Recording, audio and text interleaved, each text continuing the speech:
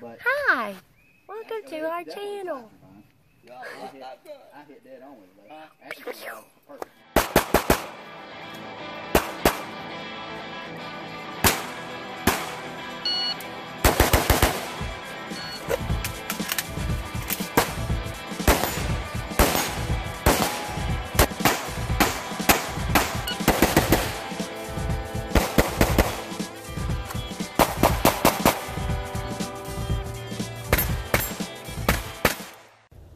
Hey everybody, welcome back. Today I'm going to be bringing you a update on my Taurus TX22. If you've watched any of my videos on my channel, you'll see that I have quite a few videos about this TX22. I have individual videos on the sights that I have on it. I also have some videos on these different mag extensions. And I've just been keeping you guys updated as I put more and more rounds through this gun. The last video that I put out that was actually about the gun itself, I had just rolled over 11,000 rounds through this TX22, and at that time it was still going strong. So today what I wanted to show you is that I have finally killed this TX22, at least for now. I was down on the range yesterday, and I was actually doing some testing with this Tandemkross magazine extension. It's a +5 magazine extension for the TX22. If you're interested in that, I will link it in the description. And everything was going good. The gun was running really reliably, as it always has. And when I got done shooting for the day and I came back up to the house, when I went to clear the gun, I removed the magazine, I locked the slide to the rear, made sure there was nothing in the chamber, and when I went to pull the trigger to dry fire it to put it in the safe, it had a dead trigger. According to Taurus, it is safe to dry fire this gun. It's not going to damage anything. I know that doesn't hold true on some of your older rimfire guns, but according to Taurus, it is 100% safe to dry fire this gun. And so I have always dry fired it before I put it up, back into the safe. But the trigger is completely dead. No matter how many times I rack the slide, I just simply have a dead trigger. I worked the safety a few times. Trigger is still dead. I actually even inverted the gun upside down and tried that. That may seem a little odd, but I have seen some guns with some the connector rod being broken, and you could invert the gun and it would actually still function. So that was something that I tried as well. And no matter what I do, this thing has just completely died. With that said, I have kept up with the rounds fired through this gun since I originally bought it approximately 18 months ago. And as of right now, it broke at exactly 13,850 rounds. So that's definitely no small number. I think that is way more rounds than the average shooter will ever put through their TX22.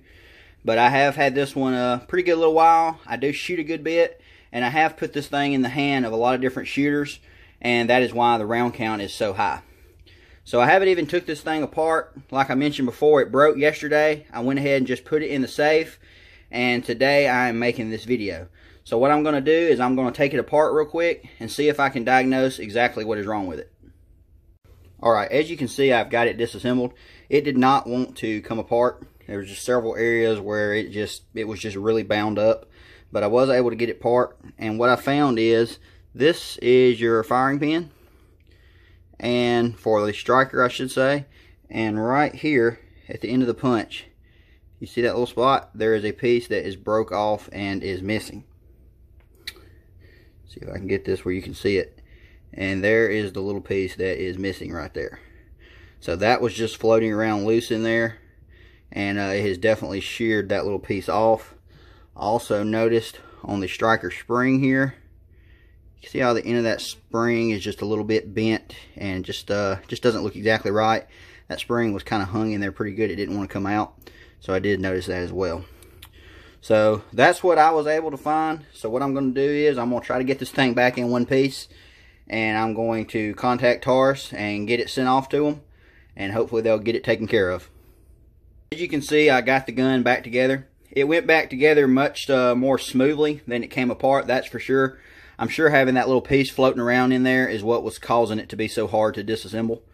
But I did get the gun back in one piece. So what I'm going to do now is, as soon as I cut this video, I'm going to contact Taurus and see about getting this gun sent back to them.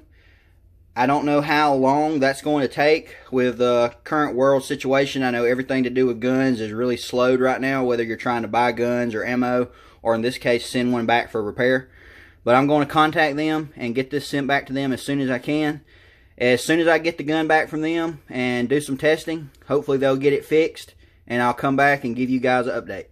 Well, that's about it for today, guys. I hope y'all enjoyed this video. I'm really looking forward to getting this thing sent off and getting it back and then starting doing some more testing with it.